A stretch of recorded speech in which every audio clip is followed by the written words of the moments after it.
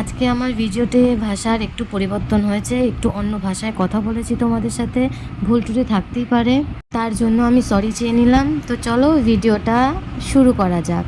আর হ্যাঁ, সবাইকে অনুরোধ ভিডিওটা কিন্তু পুরোটা দেখো, আর কেমন লাগলো অবশ্যই জানিও।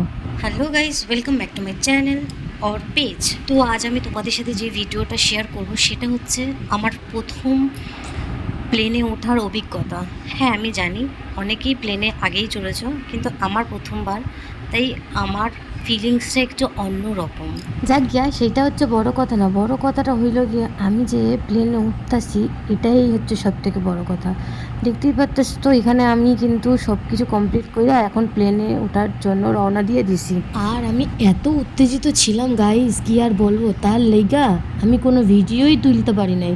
যেইটুকুনি তুলছি সেইগুলোই দিয়েই আমি একটা করে ছোট ভিডিও বানাই ফেললাম। এবার হয়তো গাইস তোমরা সব কইবা, হঠাৎ কইরা আমি প্লেনে উঠলাম কেন, কই যামু সেটা তো তোমাদেরকে বলবো, কিন্তু সেখানে গিয়ে একটা গড়বড় কইরা ফেলছি, সেটা বড় কথা না। যাইবো কোথায় সেটাই তোমাদের সাথে কইয়া ফেলি। যাবো হচ্ছে আমি আমার বরের কাছে, তার জন্যই আমার এই প্লেনে ওঠা।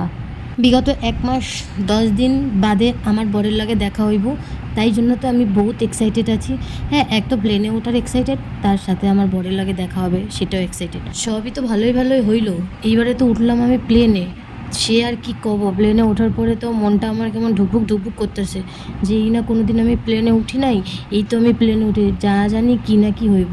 যাক বাবা, প্লেন তো ছাড়ছে, তারপর আমি সুস্থভাবেই প্লেন দিয়া নামছি। যাক গে, এবারে আমি প্লেনে কইরা আমি কোথায় আইলাম আমি মুম্বাই। দেখতেই পারতেছো এখানে সব লোকজন খাড়ায় আছে। তারপর নাইমা একটা ছোট্টখাট্টো ভিডিও কইরা ফেলেছি, কিন্তু এই ভিডিও দেখার পরে আমার বর কয়, তুমি আর কি ভিডিও করার জায়গা পাইলে না? কি আর করব, এত উত্তেজিতর কারণে আমি ভিডিও করতেই ভুলে গেছি। এখন আমি আমার বরের জন্য ওয়েট করতেছি। তো যাই হোক, আজকে ভিডিওটা এই অবধি ছিল। আজকে একটু অন্যরকম ভাষায় কথা বললাম, তো কেমন লাগলো জানিও। টাটা।